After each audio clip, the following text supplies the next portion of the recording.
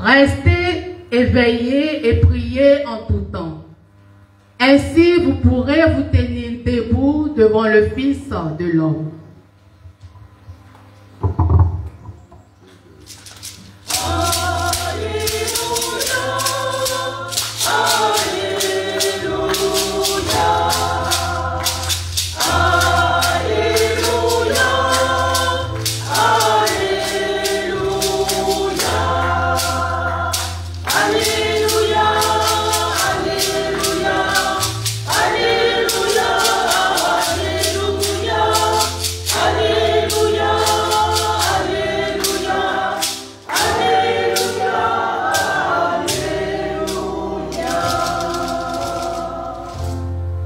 Seigneur soit avec vous.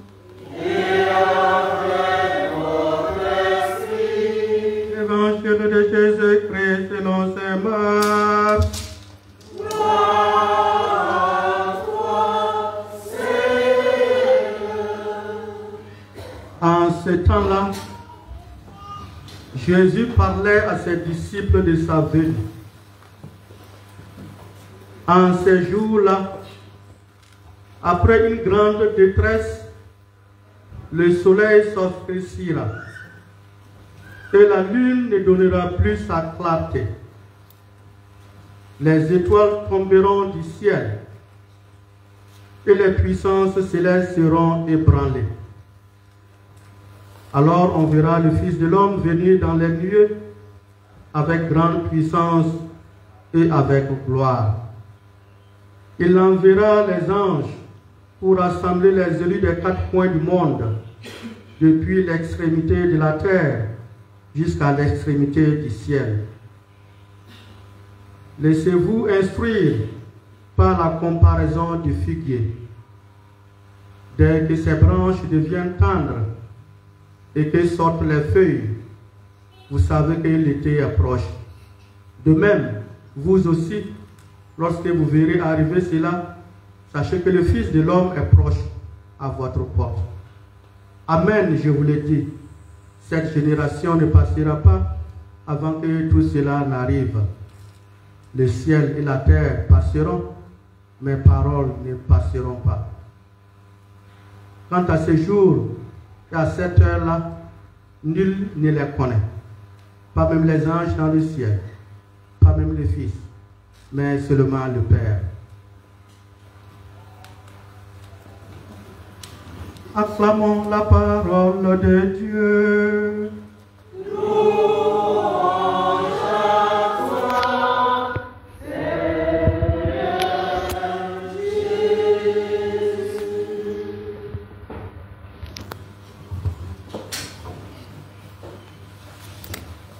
Bien-aimés de Dieu, la paix du Seigneur soit toujours avec vous.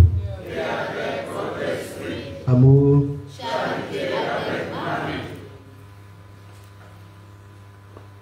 Je m'en vais vous lire le message du Padre Pio datant du 15 novembre 2024 à 3h35. Enfant de Marie, mère de la charité chrétienne, mercredi 20 commence la neuvaine du jeûne que j'ai demandé pour la réussite de la mission de la servante, celle d'accompagner notre Mère du ciel à la rencontre de sa rose qu'elle a laissée derrière à son départ des États-Unis. Il y a de cela maintenant bientôt 17 mois. Cette rose demeurée intacte est la preuve que notre Mère du ciel, sous le vocable de Marie, Mère de la charité chrétienne, est bien là, parmi vous. Aussi, à tous, je demande d'observer cette neuvaine de jeûne, petits comme anciens, qu'il en soit ainsi. Pour ceux qui sont vieux, et qui prennent des médicaments, leur jeûne sera de réduire ce qu'ils ont l'habitude de manger sur une journée, d'enlever durant ces 9 jours les aliments qu'ils préfèrent pour les remplacer par d'autres. Pour les autres, le jeûne commencera à 6 h chaque matin pour se terminer le soir à 18 h après l'angélisme. Ce jeûne sera mis sec, étant donné les grosses chaleurs qui prévalent sur ce continent. Moi, Padre Pio, vous autorise à boire de l'eau, uniquement que de l'eau.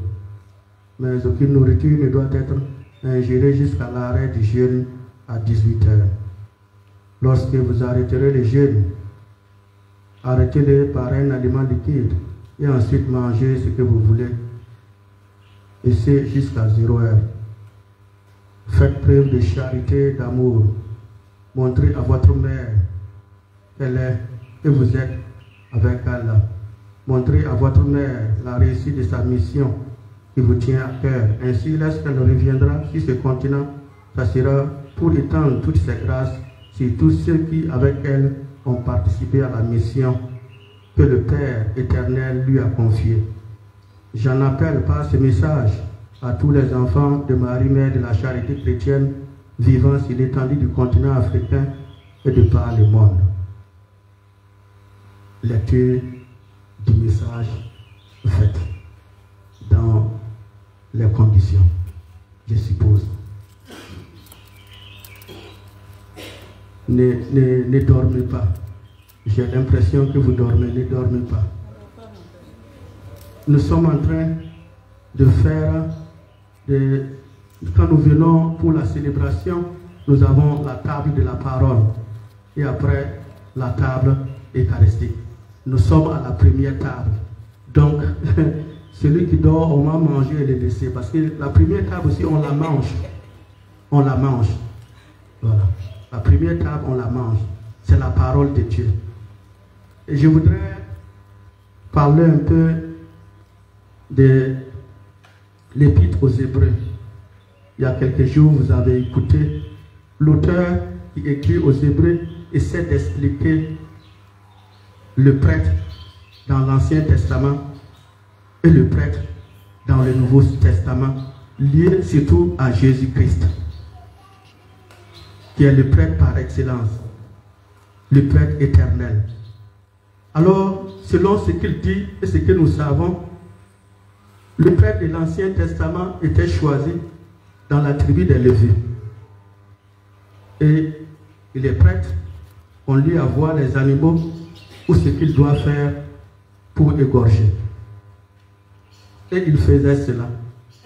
Et il devrait le faire chaque fois pour enlever aussi les péchés. Mais il se trouvait que ces sacrifices n'enlèvent pas les péchés. Si l'on revient en Afrique, on a à peu près le même scénario.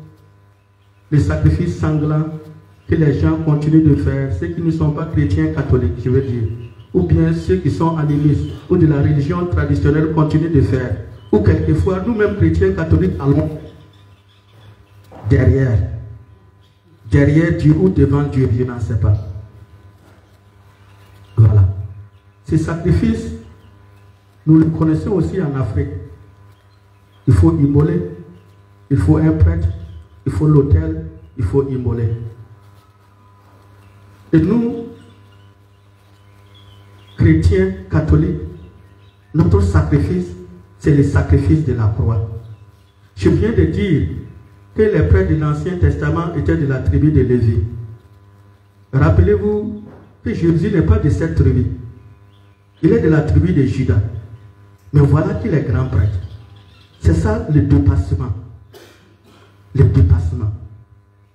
Et c'est à cause de lui qu'il a ses sacrifices. Et il est à la fois la victime, l'autel et le prêtre. Ça, il faut le savoir. Donc, quelquefois, il n'y a pas comparaison là où vous faites comparaison. Donc, l'auteur, la lettre aux Hébreux, il s'efforce à dire à ces Juifs qui sont devenus chrétiens, voilà comment ça fonctionne maintenant. Ce n'est plus comme avant.